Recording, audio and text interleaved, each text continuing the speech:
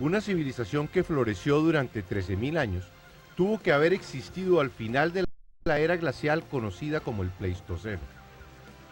Con las condiciones climáticas existentes, podría haberse desarrollado solo en las zonas tropicales del planeta, entre los paralelos 35 grados al norte del Ecuador y 35 grados al sur. De acuerdo a la descripción de Platón, la Atlántida estaba localizada en el centro del Atlántico. Este continente perdido sería indudablemente el lugar ideal. El fértil valle entre el Tigris y el Éufrates en Mesopotamia, donde floreció Sumeria, y el valle del río Nilo en Egipto, serían el segundo sitio donde podría haber estado una civilización anterior al diluvio. El valle del río Indus en la India y el valle del Yangtze en China tenían también el clima y las condiciones.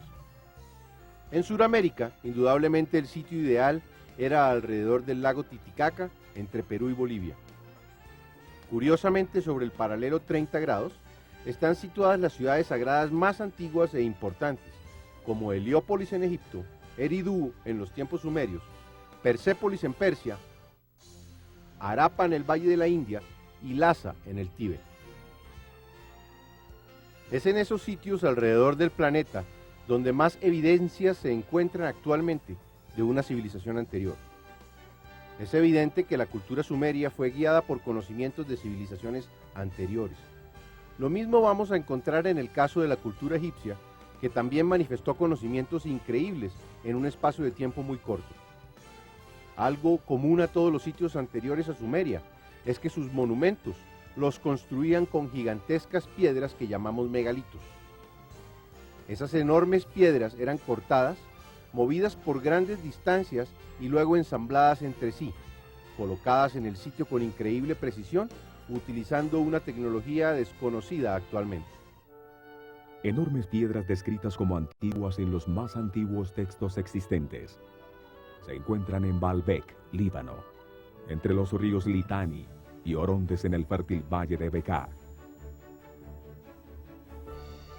3 losas cortadas de piedra, las más grandes y las más pesadas del mundo, se llaman los trilitones. Forman parte de una gigantesca plataforma artificial de piedra de unos 700 metros de lado, diseñada para resistir enormes pesos y presiones.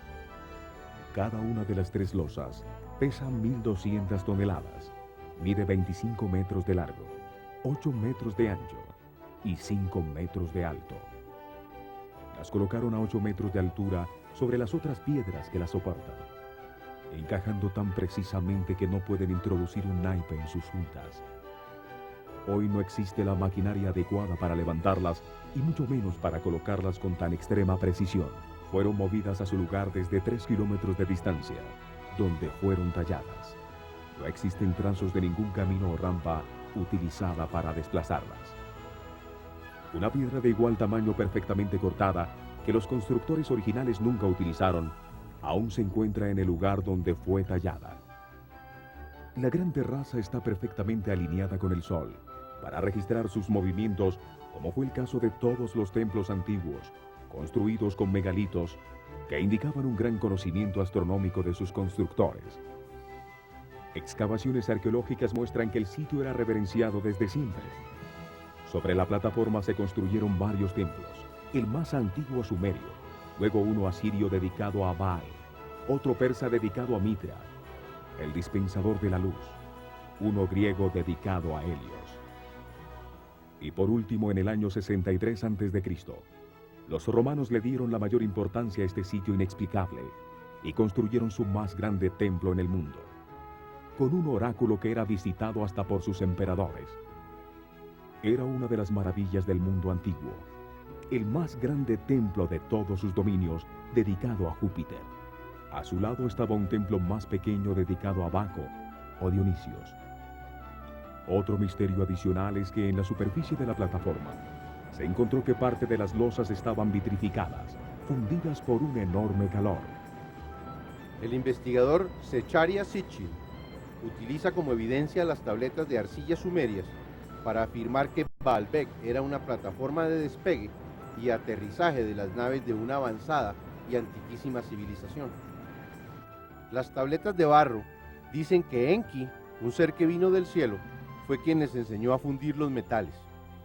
Tú eres quien purifica el oro y la plata, mezclas el cobre y el estaño. Sitchin resalta que las enormes plataformas de Baalbek están situadas en línea directa con la gran pirámide de Giza, sus dos compañeras y la única esfinge, formando un corredor de aproximación con el monte Ararat, el más alto de todo el Medio Oriente, como el punto focal. La gran pirámide y el monte de Santa Catarina, el más alto y visible del Sinaí, serían los faros de aproximación a la plataforma de aterrizaje en Baalbek. Su distancia desde allí es exactamente igual. Cualquiera que sea la hipótesis que resulte ser cierta, los trilitones muestran que nuestra actual civilización no es la primera que existe en este planeta. La construcción más grande y misteriosa del mundo se encuentra en la plataforma de Giza, al lado del río Nilo en Egipto. Es la única de las 7 maravillas del mundo antiguo que todavía existe. La Gran Pirámide es un faro de conocimientos, construido con propósitos religiosos.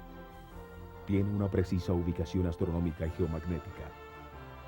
Se atribuye a faraones egipcios del 2500 a.C., pero en realidad parece un hito de una civilización anterior a la nuestra, la que muchos llaman la Atlántida. Su vértice está sobre los 30 grados exactos de latitud paralelo al Ecuador y sobre los 29 grados, 58 minutos y 51 segundos de longitud al este de Greenwich.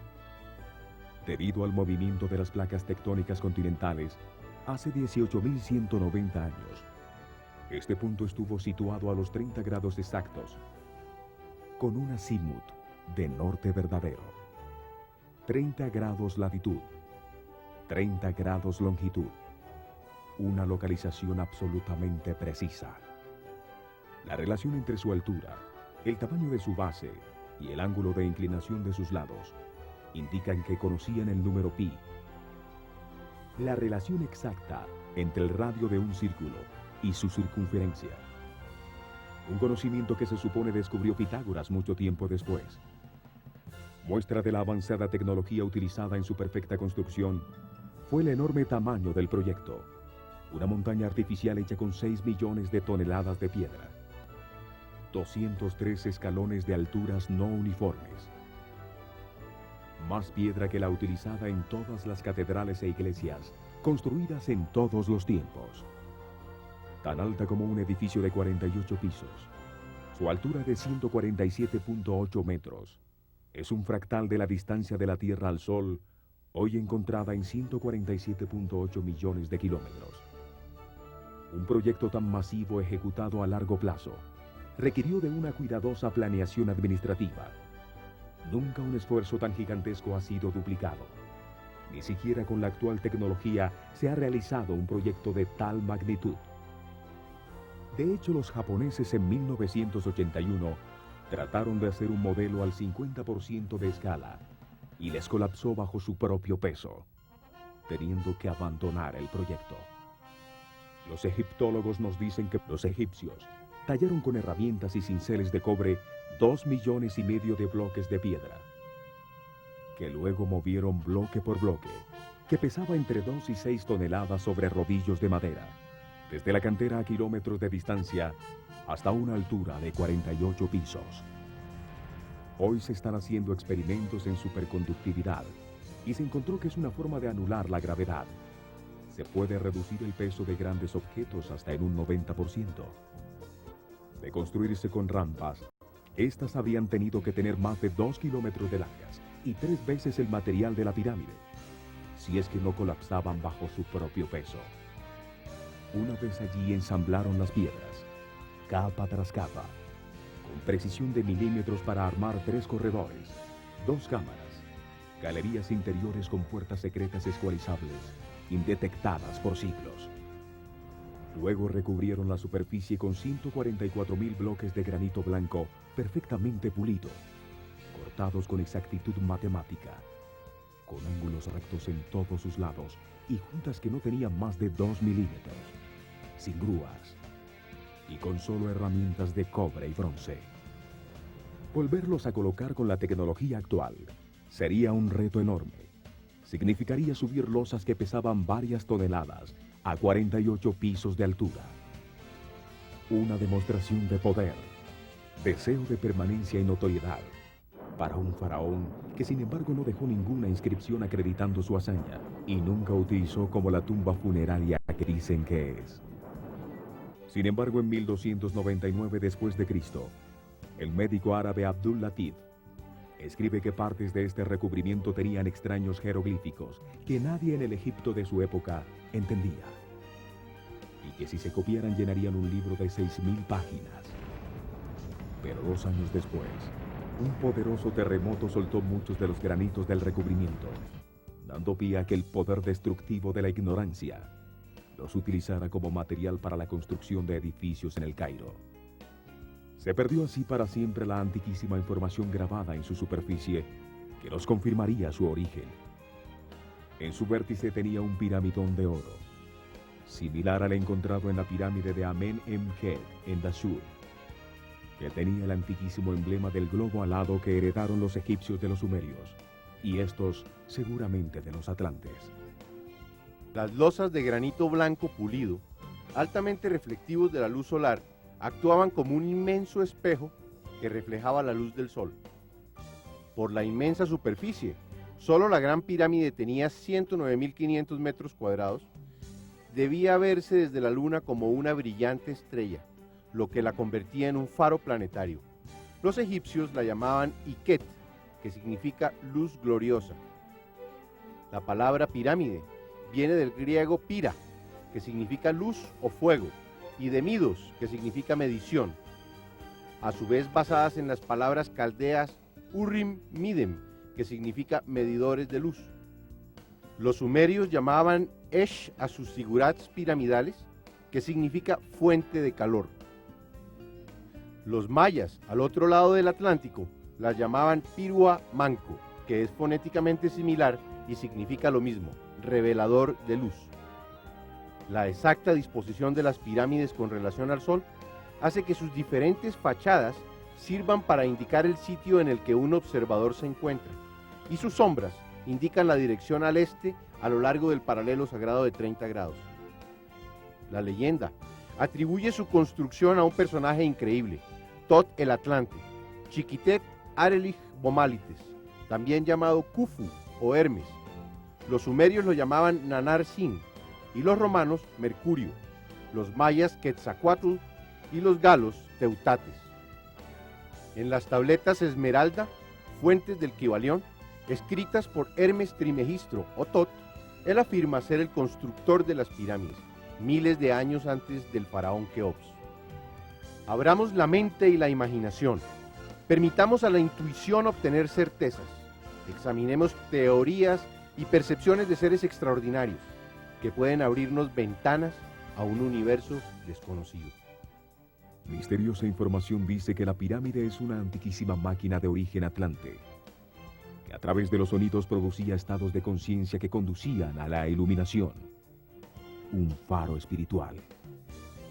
La palabra alquimia viene de Kem, el nombre antiguo de Egipto. Se dice que alquimista es la persona que quiere convertir el plomo en oro. Sin embargo, realmente la alquimia es la búsqueda mística para lograr la iluminación. La transmutación de los metales es solo un subproducto. Para transmutar la materia en espíritu, se requiere de esa intensidad de conciencia que solo permite estar presente en el momento presente, usando la energía interna y no divagando en otros tiempos. Para dar el paso final en esta transformación, los iniciados utilizaban las 3 cámaras de esta máquina, pasando 10 días en su interior para ir produciendo un estado vibratorio cada vez más alto, hasta alcanzar la iluminación. En la cámara subterránea los discípulos permanecían durante 3 días, confrontando sus miedos y escuchando sus voces interiores. La oscura caverna representaba el chakra raíz. La misteriosa historia nos cuenta que en la gran galería había diferentes clases de piedras y cristales, que al ser golpeadas o excitadas, producían las notas de 3 escalas musicales, que reverberaban por toda la pirámide.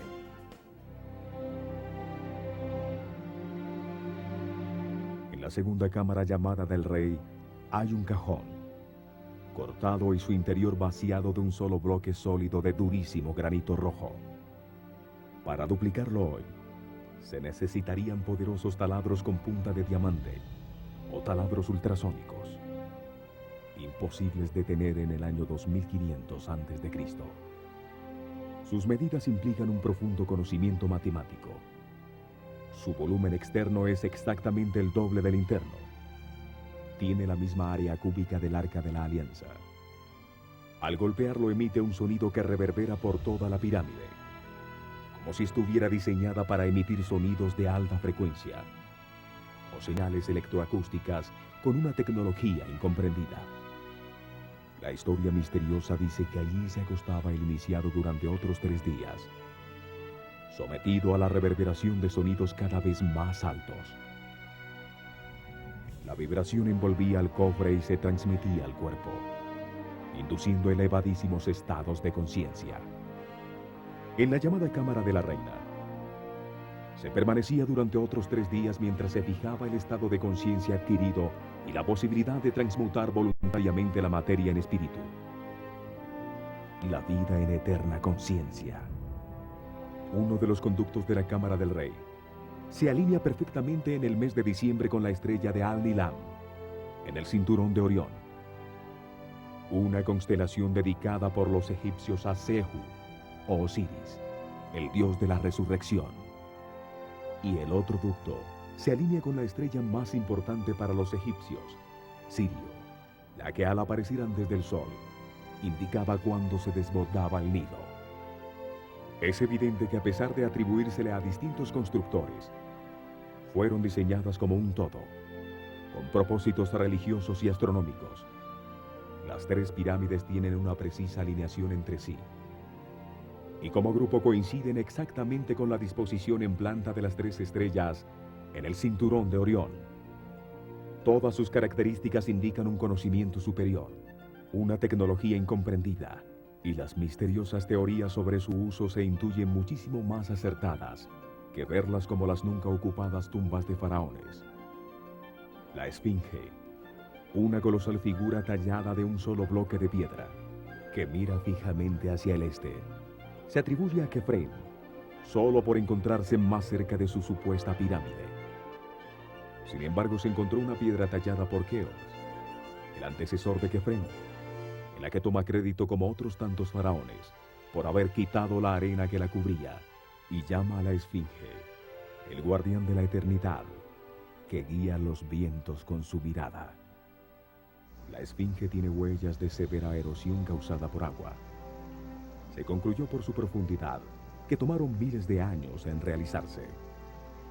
El pensador esotérico George Ivanovich Gurdjieff decía que la Esfinge era más antigua que la historia de Egipto, más antigua que sus dioses, más antigua que las pirámides, que en ella no hay nada accidental, nada sin significado. En Historias de Belcebú, afirma que la civilización egipcia comenzó con el conocimiento intuitivo y lunar de unos pocos sobrevivientes de la Atlántida. Parece haber más indicios para concluir que las pirámides y la Esfinge son más antiguas de lo que se dice, que su función no era precisamente ser tumbas funerarias, y esto nos inclina a oír con más cuidado la leyenda, que su constructor fue Thoth el Atlante. Otro sitio misterioso es Tiahuanaco, sobre el lago Titicaca, entre Perú y Bolivia.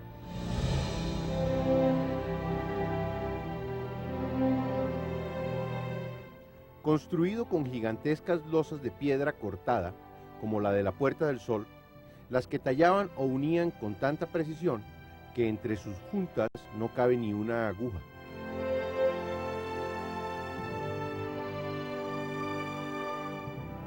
Un manejo similar de megalitos al de Baalbek y Egipto.